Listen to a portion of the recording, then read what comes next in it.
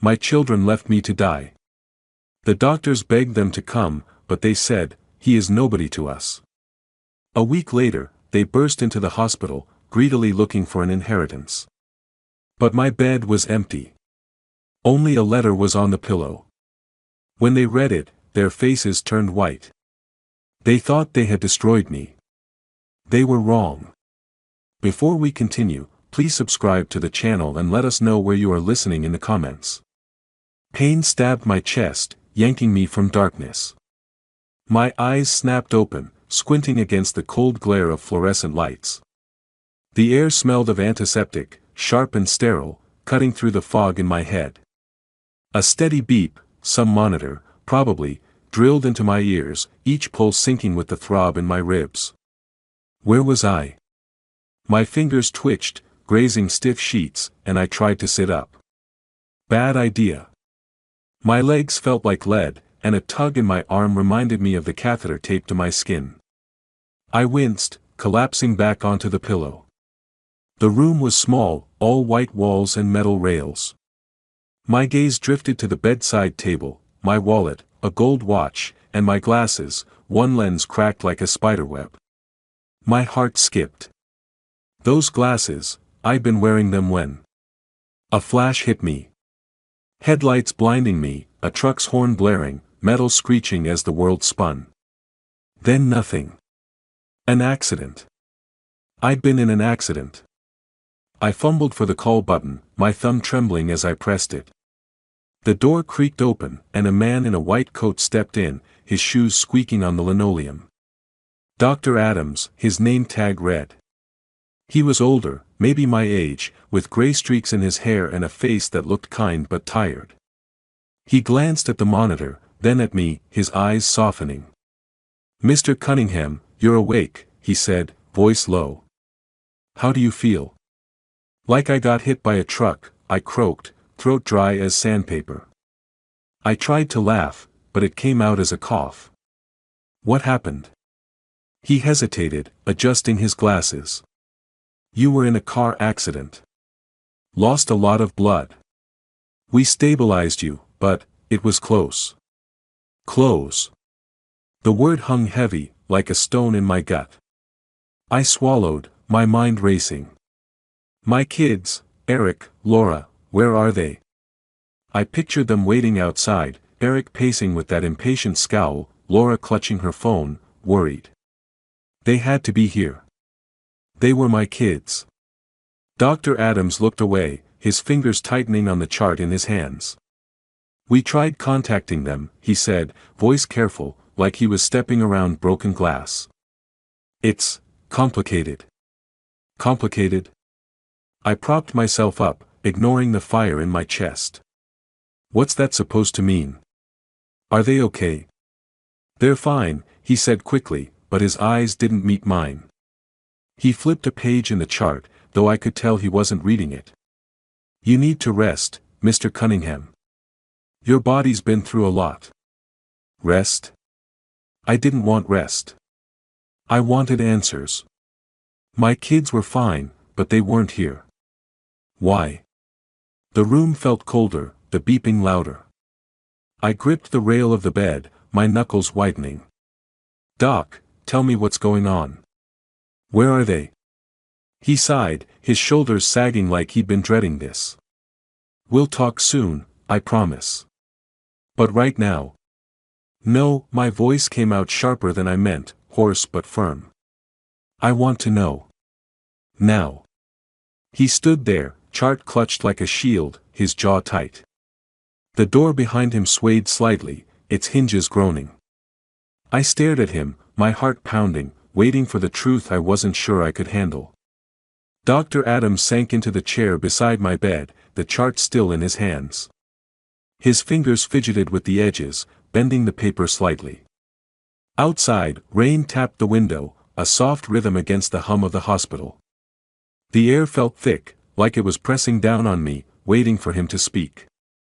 "I need you to stay calm, Mr. Cunningham," he said, his voice steady but heavy, like he was carrying something he didn't want to share. "You've been through enough." "Calm." I rasped, my grip tightening on the sheets. You said my kids are fine, but they're not here. What's going on? He exhaled, long and slow, his eyes dropping to the floor. After the accident, you needed blood urgently.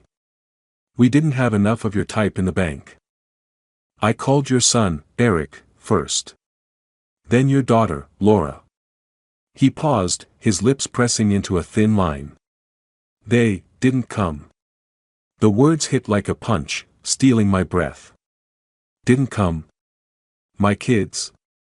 I blinked, waiting for him to take it back, to say he'd misspoken. But he didn't.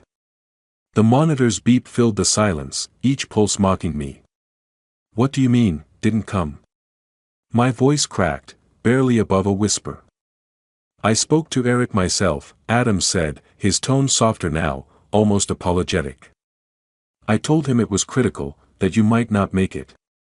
He said, he hesitated, glancing at me like he was gauging how much I could take. He said, that's his problem. His problem. The words echoed, sharp and cold, slicing through me. Eric, my son, the boy I'd bailed out of every mess, the one I'd handed a car, a business, a life, said that? I froze, my chest hollow, like someone had carved out my heart and left nothing behind. I saw him in my mind, grinning as I gave him the keys to that Mustang, his laugh so full of life. Had that been a lie? And Laura? I asked, dreading the answer but needing it. My daughter, my little girl who'd hugged me so tight when I paid for her college, promising she'd never forget it. Adam shifted, his chair creaking. She didn't say much. Just, hung up.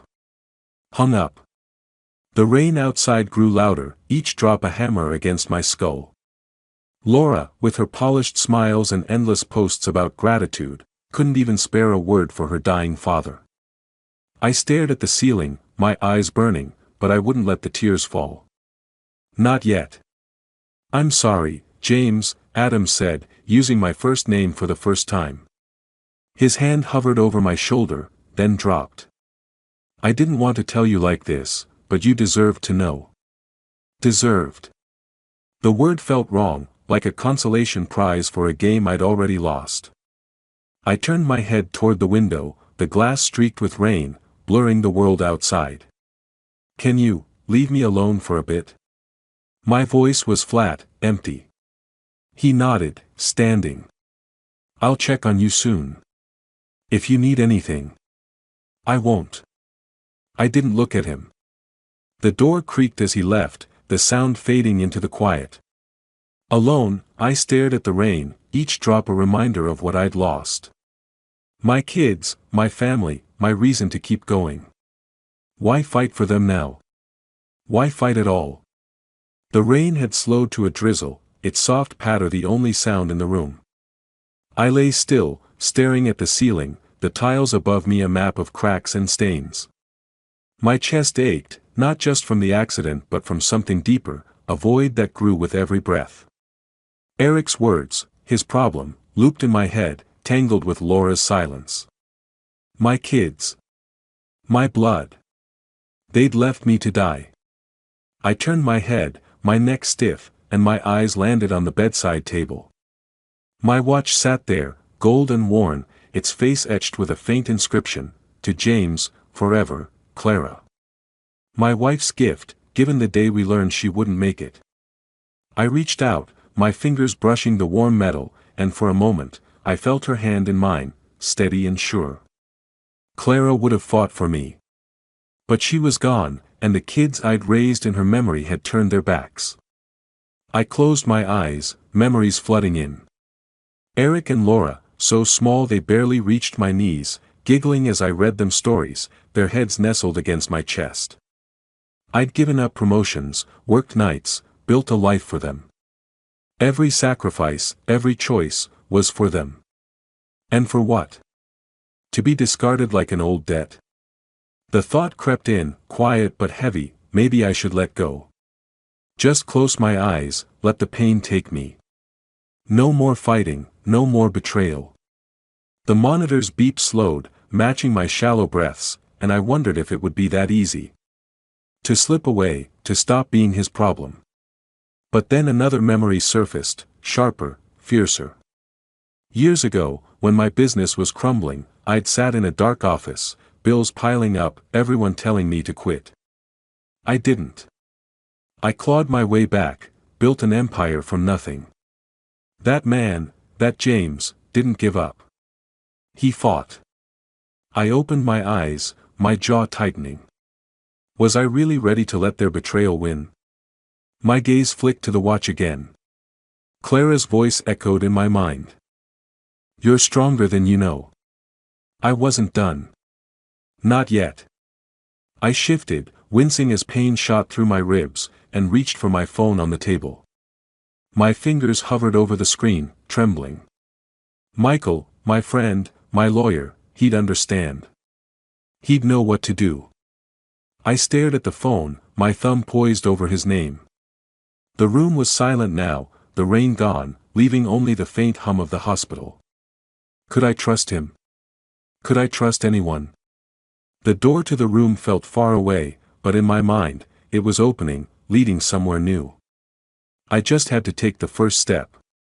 The phone felt heavy in my hand, its cracked screen glowing faintly in the dim hospital room.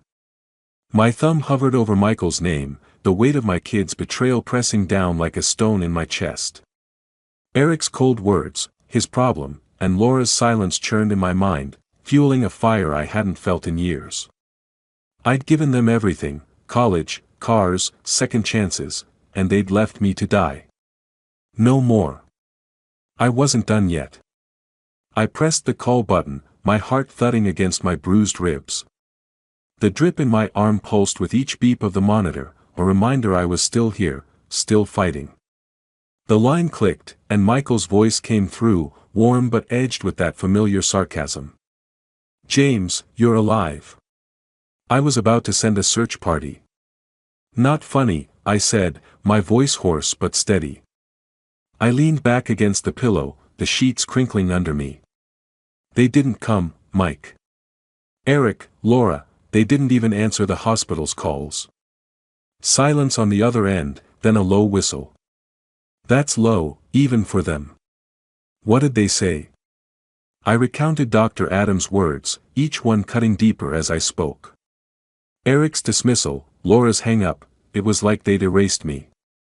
My fingers tightened around the phone, the plastic creaking. I'm done being their doormat. They think I'm finished, but they're wrong. Michael chuckled, the sound sharp and knowing. That's the James the first no. So, what's the plan? Epic revenge? Shakespearean drama? Something better, I said, a grim smile tugging at my lips. But I need your help. Can you meet me when I'm out of here? Name the time and place, boss. His tone shifted, serious now. By the way, I heard something you won't like. Your kids. They're already sniffing around lawyers, talking about your estate. Like you're already gone. The words hit like a slap. My estate, the house, the business, everything I'd built, they were circling it like vultures. I pictured the house, its creaky porch and faded photos, the place Clara and I had raised them. They wanted to sell it, to tear it apart for cash. My jaw clenched, the pain in my chest fading under a wave of cold resolve. Let them try, I said. We'll make sure they get nothing. Attaboy, Michael said. I'll dig into their moves, see what else they're planning. We'll hit M where it hurts. Good. I glanced at the bedside table, where Clara's watch gleamed under the fluorescent light. Its inscription, to James, forever, felt like a promise I had to keep. Start with their accounts. I want to know everything. Consider it done. Michael's voice was all business now. Rest up, James. You've got a war to win. I ended the call, my pulse racing. The room was quiet, save for the hum of the drip and the faint rattle of a cart outside. My eyes locked on the watch, its second hand ticking steadily, like a heartbeat. A memory flashed, Michael and me, years ago, toasting a deal that saved my company from ruin. He'd had my back then, and he had it now. I leaned back, the pillow cool against my neck, and whispered to the empty room, "They'll see. They'll all see." The hospital room felt smaller now, the walls closing in as I clutched my phone. Its scuffed case dug into my palm, the screen lighting up with a new message from Michael. "Check your email. You're gonna want to see this." My stomach twisted. I'd barely slept, my mind replaying Michael's warning about Eric and Laura plotting over my estate. What were they doing now? I opened the email, my thumb trembling as I scrolled. Michael had sent screenshots, texts between my kids and some lawyer, forwarded through his contacts. The words burned into me. Eric. House is worth at least $2 million, sell it, pay my debts. Laura, I need a place downtown. Something chic. Smiling face with smiling eyes, a smiley face. She was planning her new life with my money, like I was already buried. I zoomed in, my eyes narrowing at Eric's next message, "He's not coming back. Let's move fast." The arrogance, the certainty, they thought I was done. I remembered the day I'd handed Eric a check for his restaurant, his eyes bright with promises. "I'll make you proud, Dad." Lies. He'd run it into the ground, and now he wanted my home to cover his mistakes. Laura was no better, her blog filled with fake gratitude while she eyed my bank account for her next photo op. The monitor beeped, louder now, matching the fury in my chest. I tossed my head back on the pillow, the starched fabric scratching my neck. My house, the one Clara loved, with its sagging bookshelves and her old garden out back, was just a paycheck to them. I gripped the phone so hard my knuckles ached, the cracked screen blurring as my eyes stung. My phone buzzed again. "Michael." I answered, my voice low. "You saw their texts?" "Yeah," he said, his tone sharp with disgust. "They're not even pretending to care. Eric's debts are a mess, creditors are circling.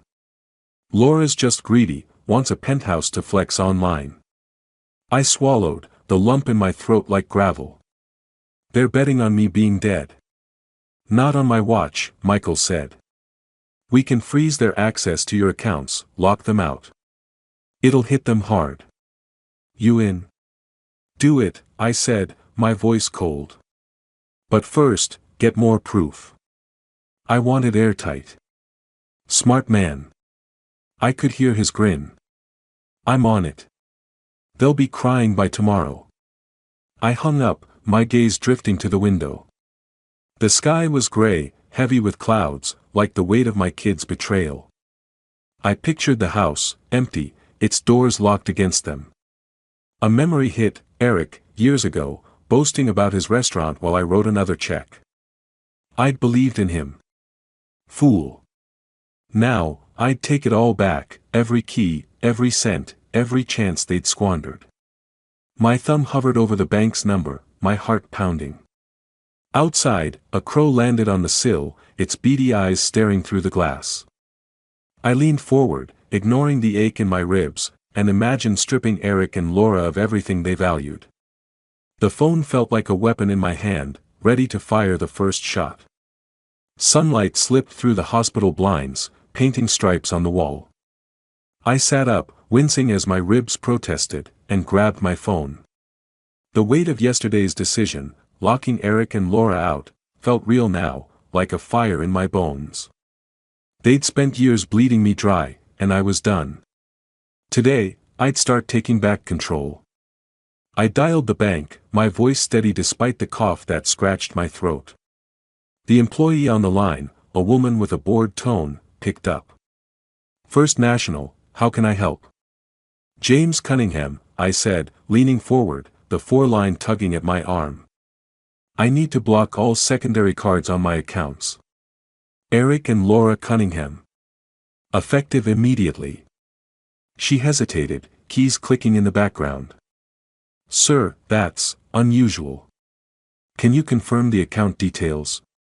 I rattled off the numbers, my memory sharp despite the haze of painkillers. My eyes flicked to Clara's watch on the bedside table, its steady tick grounding me. I pictured Laura swiping her card for another designer bag, Eric dodging creditors with my money. Not anymore. Done, the woman said finally, her voice tinged with surprise. The cards are disabled. Anything else? No. That's all. I hung up, a rush of triumph flooding my chest. It was small, but it was a start. I leaned back, the pillow cool against my neck, and let out a breath I hadn't realized I'd been holding. A memory flashed, Laura, batting her eyes as she asked for a new card for her blog projects. I'd said yes, like always. Never again. The door swung open, and a nurse stepped in, her tray clinking with supplies. She glanced at me, her eyes crinkling above her mask. You look like you just won the lottery, Mr. Cunningham. Something better, I said, a half-smile breaking through. She laughed, checking my chart, and the normalcy of it felt strange, like a pause before a storm. My phone buzzed, Michael. A text, cards blocked. Kids are freaking out. Eric's blowing up his lawyer's phone. I grinned, the first real smile in days. I could see it, Eric's red face, Laura's fake tears as their plans crumbled. They'd thought I was weak, finished. They were wrong. The nurse left, the door creaking shut, and I stared at the sunlight on the wall. It felt like a sign, a crack in the darkness. Another memory hit, Eric, years ago, promising to pay me back for his restaurant. I'd believed him, handed over the cash, watched him fail. Now, I was the one cutting the strings. My phone vibrated again, the screen lighting up with Eric's name. My smile faded. He was calling, probably furious, ready to beg or yell. I stared at the screen, my thumb hovering over the decline button. The room was quiet, the sunlight warm on my hand. I set the phone face down on the table, letting it buzz, and turned my eyes to the window, where the world was waiting. The phone buzzed again, Eric's name flashing on the cracked screen. My thumb hovered, pulse quickening, as the hospital room's sterile air pressed against my skin. The tray of untouched lunch, congealed soup and a soggy roll, sat on the bedside table, its faint onion smell mixing with the sharp tang of disinfectant. I took a slow breath, steeling myself, and answered. Dad, what the hell? Eric's voice exploded through the speaker, raw and jagged, like he'd been yelling for hours. You blocked our cards. You trying to ruin us? I leaned back against the pillow, the foreline tugging at my arm. His anger was no surprise, but it still stung, a dull ache beneath my ribs. Ruin you? I said, keeping my tone even, almost amused. I'm just protecting what's mine. Protecting, he spat. You're screwing us over. I've got bills, Dad. Creditors breathing down my neck. You know that. I pictured him, red-faced, pacing outside some bar, probably, his life unraveling because I'd cut the strings. A memory flickered, Laura, twirling in a new dress, paid for with my card, giggling about her brand. I'd smiled then, proud. Fool. Maybe you should have thought about that before you left me here to die, I said, my voice low, sharp. Silence, then a rustle. Laura's voice cut in, syrupy sweet, the kind she used for her followers. Daddy, please. We're worried about you. This isn't like you. Let's talk, okay? We can fix this. Worried. The word was a blade, twisting in my gut. I gripped the phone tighter, my knuckles pale against the dark case. Fix it? I chuckled, the sound bitter. Like you fixed things by hanging up when the hospital called. Save your act, Laura. I'm not buying it. You're being cruel, she said, her tone hardening, the mask slipping. We're your kids. You owe us. Owe you. My voice rose, just enough to carry the edge I felt. I gave you everything, cars, college, your damn restaurant, Eric. And you couldn't even show up when I was bleeding out. We're done. Eric snarled, back on the line. You'll regret this, old man. We'll get what's ours, one way or another. Good luck, I said, and hung up before they could respond. The phone clattered onto the table, next to Clara's watch, its steady tick filling the quiet. My chest heaved, a mix of triumph and grief washing over me. They were my kids, my blood, and I just slammed the door on them. Was I right? Or was I becoming the monster they'd paint me as? The door creaked, and a nurse stepped in, her sneakers squeaking on the linoleum. She glanced at me, her brows knitting. You okay, Mr. Cunningham? Look like you're planning a war. I forced a smile, my fingers brushing the phone. Just settling some debts. She laughed, adjusting my four. Well, you're looking stronger. Keep it up. She left, the door groaning shut, and I stared at the ceiling, the shadows of the blinds slicing the light. Eric's threat echoed, we'll get what's ours. Let them try. I reached for the phone again, scrolling to Michael's number. Whatever came next, I'd be ready. The hospital room was too quiet, the hum of the monitor a faint pulse in the background. I sat up, ignoring the dull ache in my chest, and dialed Michael. The phone's weight felt good in my hand. Like a tool I was finally learning to wield. Clara's watch gleamed on the bedside table, its second hand marching forward, urging me on. Eric and Laura thought they could bully me into submission. They were about to learn how wrong they were. Michael picked up on the first ring, his voice crackling with energy. James, you ready to turn up the heat? More than ready, I said, my tone firm despite the rasp in my throat. I want them out of my house. Change the locks. Get their stuff, clothes, gadgets, all of it, onto the lawn. Let them see what it's like to lose something. He laughed, a sharp, gleeful sound. Oh, I'm already on it. Got a locksmith at the house now, and I'm hauling their junk out as we speak. Eric's fancy TV, Laura's shoe collection, it's all hitting the grass. I closed my eyes, picturing it, boxes piled under the oak tree, rain soaking Laura's dresses, Eric's electronics shorting out. A rush of satisfaction warmed me, but a pang followed, sharp and unexpected. A memory surfaced, Christmas, years ago, the kids small and wide-eyed, stringing lights on a lopsided tree in that same living room. Their laughter had filled the house, back when it was a home. I shook it off, my jaw tightening. That was gone. They'd made their choice. Send me proof when it's done, I said, opening my eyes. I want to see it. You got it, Michael said. This'll hit them where it hurts. They'll be screaming by noon. Good. I hung up, my fingers drumming on the sheets. The room smelled of antiseptic and stale coffee, the air heavy with the weight of what I'd just ordered. Was I going too far? No. They'd pushed me here, left me to rot. This was justice. The door swung open, and the nurse from earlier stepped in, her tray clinking with fresh bandages. She glanced at me, her eyes narrowing. You're awfully quiet, Mr. Cunningham. Everything all right? Better than ever, I said, managing a half-smile. She didn't need to know the storm in my head. She raised an eyebrow, swapping out my 4 bag. Well, you're healing fast. Keep that fire in you. She left, and I leaned back, the pillow cool against my neck. My phone buzzed, Michael, with a photo. I opened it, my breath catching. There it was, a heap of boxes on the lawn, Laura's heels spilling out, Eric's gaming console half covered by a tarp. Rain streaked the image, blurring the edges, like a painting of my revenge. I stared at the screen, a grim satisfaction settling in. But then another buzz, Laura's name.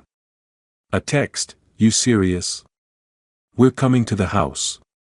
My smile faded, my pulse quickening. They were running to the scene, ready to fight. Fine. Let them see the new locks, the closed doors. I set the phone down, my eyes drifting to the window, where rain tapped the glass like a countdown. Rain drummed against the hospital window, a steady rhythm that matched the thud in my chest. My phone lit up again, Eric's name glaring on the screen.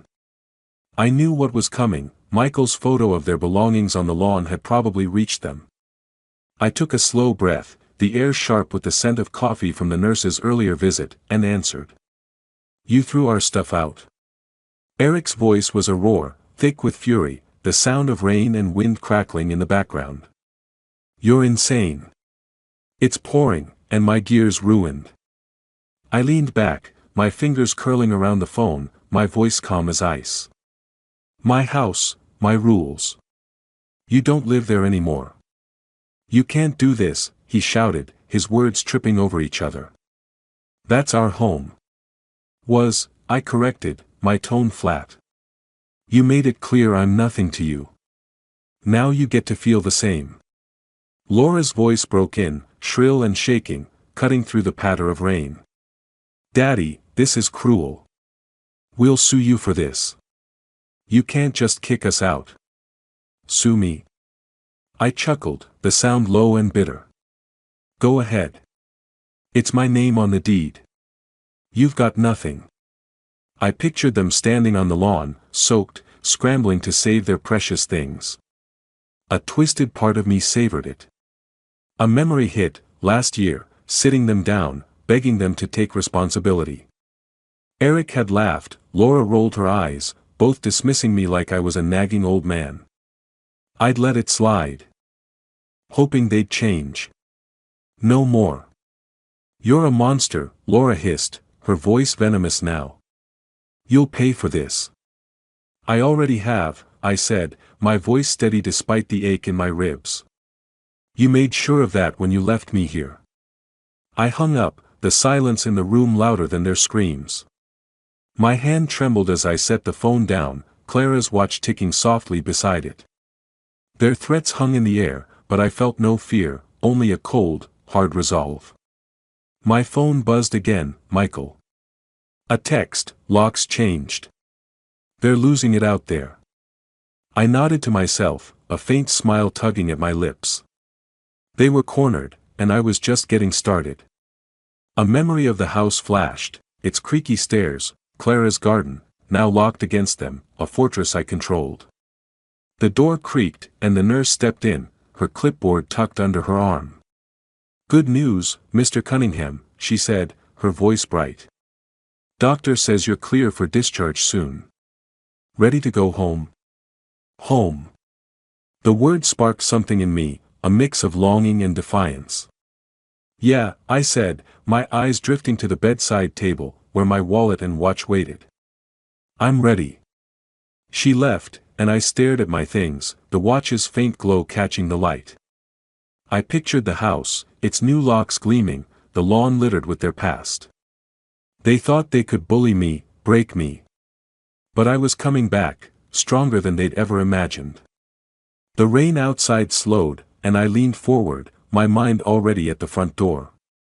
The hospital room felt emptier now, its white walls no longer a cage but a stepping stone. My bag sat on the chair, packed with the few things I'd had here, a change of clothes, my wallet, Clara's watch. The monitor's beep had stopped, unhooked hours ago, and the silence was almost jarring, broken only by the soft squeak of the nurse's sneakers as she bustled in. Her name tag read Maggie, and her smile was warm, like she'd seen me through the worst and was rooting for me now. "Ready to break out, Mr. Cunningham?" she asked, adjusting the blinds. Sunlight spilled in, dusting the room with gold. "More than you know," I said, managing a grin despite the ache in my ribs. I stood, leaning on the bed for balance, my legs still shaky but holding me up. I was leaving, not just this room but the man I'd been, weak, hopeful, blind to my kid's betrayal. Maggie handed me my jacket, her eyes twinkling. "You've got that look, like a general heading to battle." I chuckled, slipping the jacket on. "Maybe I am." My gaze drifted to the small table by the bed, its surface scratched and worn. I sat, pulling a sheet of hospital stationery from the drawer. A pen lay nearby, its cap chewed like someone had been nervous here before me. I wasn't nervous. Not anymore. I started writing, the pen gliding across the page, each word deliberate. To Eric and Laura.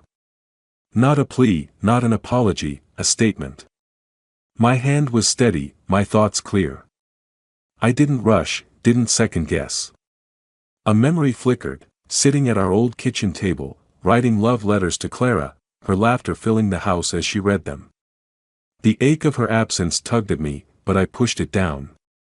This wasn't about love. This was about justice. My phone buzzed, Michael's name lighting up the screen. I answered, keeping my voice low. Everything set. Like clockwork, he said, his tone smug. The wills updated, notarized, airtight. Your kids. They're on their way to the hospital, probably to beg or scream.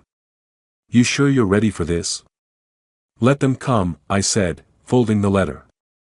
They'll find what I left them. Michael laughed. You're a cold one, James. I like it. Call me when you're out.